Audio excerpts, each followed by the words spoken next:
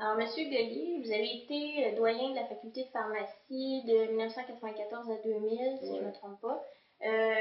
Pendant cette période, vous avez innové en créant des chaires pharmaceutiques. Expliquez-nous un peu en quoi consistent les chaires pharmaceutiques et pourquoi vous avez mis en place les chaires.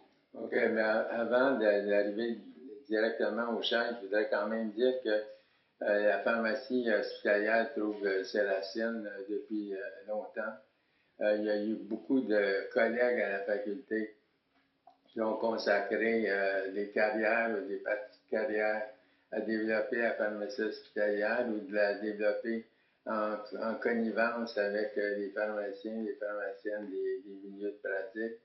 Alors donc, quand il y a eu une décision d'accroître les liens avec les moyens de la pharmacie hospitalière, c'est qu'il y avait une conjoncture qui résultait de l'addition des apports des gagnés,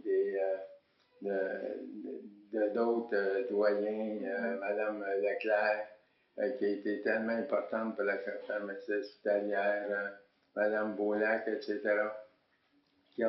qui avaient œuvré pour mettre en place des structures qui finalement permettaient d'intégrer les chaires. Les chaires, l'idée est venue que c'était important de faire des centres d'excellence dans des domaines particuliers, dans des domaines de pointe, et qui impliqueraient pas juste la clinique, mais aussi de la recherche. Alors, donc ça, comme ça paraissait important pour faire profiter la communauté des bienfaits puis des compétences des pharmaciens, puis que les pharmaciens eux-mêmes puissent se coller encore davantage au projet de recherche et à la clinique. Donc, ce qu'on a conçu, c'est de créer des chaires d'excellence dont le financement serait fait tant par la faculté que par l'hôpital. Or, la faculté n'avait pas d'argent. Donc, on s'est dit, on va se tourner vers l'industrie pour voir si l'industrie pourrait financer une partie des chaires et en particulier la recherche, alors que l'hôpital, parce qu'on mettait la chaire géographiquement dans un endroit, dans un hôpital donné, à ce moment-là, l'hôpital payait les coûts inhérents aux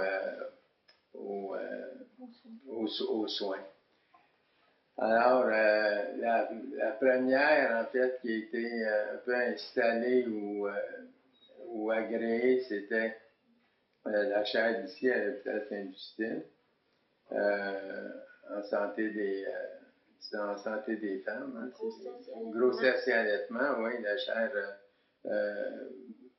Boivin.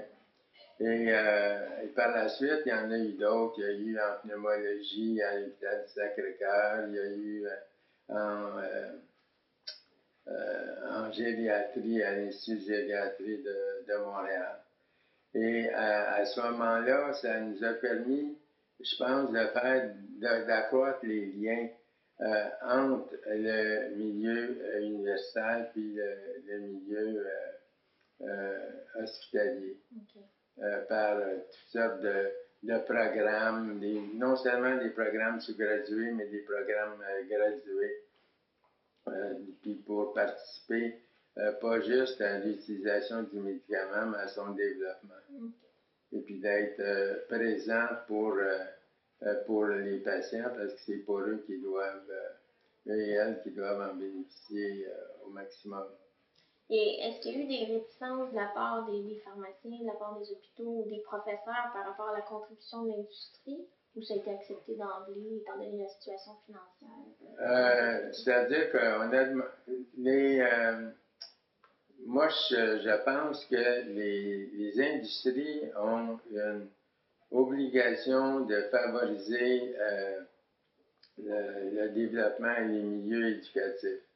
quand l'industrie donne des sous, on dit souvent l'industrie donne des sous, fait des cadeaux, mais en fait, c'est l'université qui fait un cadeau aux industries.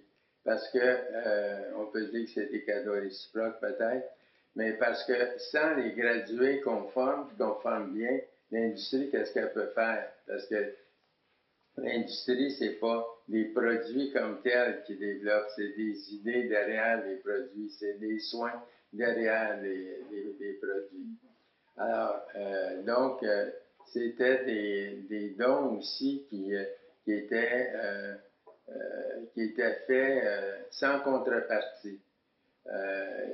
Il y avait des comités chaires qui étaient nommés où ils pouvaient participer, mais c'était des chaires de l'université et de l'hôpital. Et c'est ces deux entités-là qui décidaient et qui décident c'est quoi les orientations des chaires. Donc,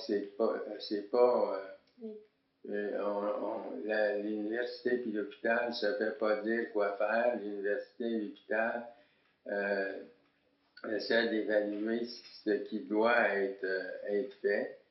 Et puis, à ce moment-là, ça permet de développer des qualités de soins plus optimum. Il peut même arriver des fois que certains médicaments de l'industrie ne soient pas nécessairement favorisés par la chaire qui doit prendre position sur des considérations économiques, sur le meilleur produit pour le patient, à meilleur coût, etc. Alors, moi, j'ai pas vu de lien, on n'a pas voulu non plus établir des liens de dépendance. Le milieu universitaire a besoin de tous les citoyens, incluant les citoyens corporatifs. Et puis, les citoyens corporatifs ont besoin de l'université pour leur donner des ressources. Et une autre réalisation, pendant que vous étiez doyen, quelque chose qui caractérise votre période, c'est que vous avez créé des postes de professeurs cliniques à la pharmacie, ce qui était novateur. Expliquez pourquoi et comment vous avez procédé là, pour intégrer les professeurs de clinique. L'université pouvait pas et ne peut pas former des étudiants et des étudiantes sans la contribution des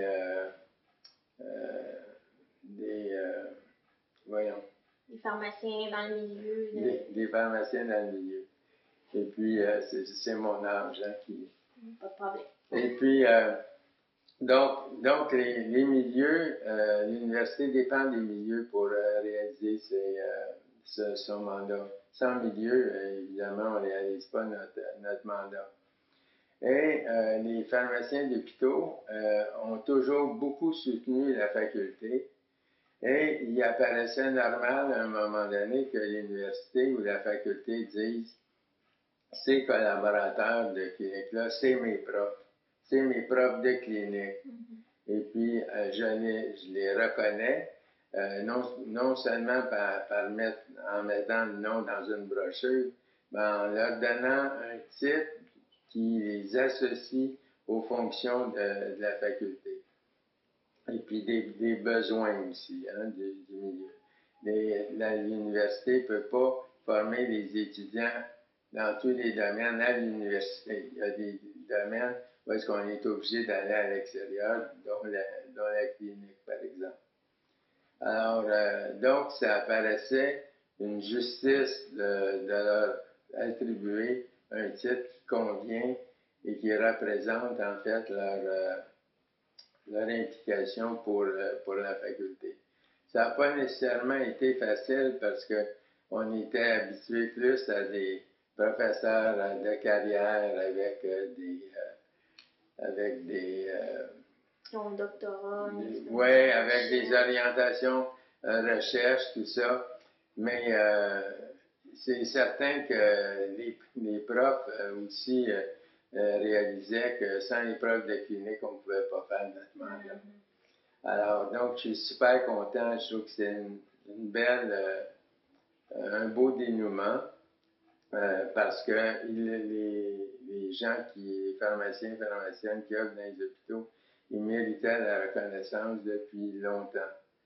Et les profs de clinique ne peuvent pas faire des programmes de recherche aussi développés que des gens qui ont été formés pour de la recherche fondamentale. Et puis, d'un autre côté, la recherche fondamentale à la faculté ne peut pas exister s'il n'y a pas des étudiants dont la majorité s'oriente sur des fonctions cliniques. Alors, donc, les gens ont besoin des autres, et puis c'est très bien comme ça. Et les exigences pour ces professeurs, est-ce qu'elles étaient les mêmes au niveau de la recherche ou le volet clinique? Non, le volet. Alors, il y a divers critères, en fait, d'élimination. Il y a le rayonnement d'une personne.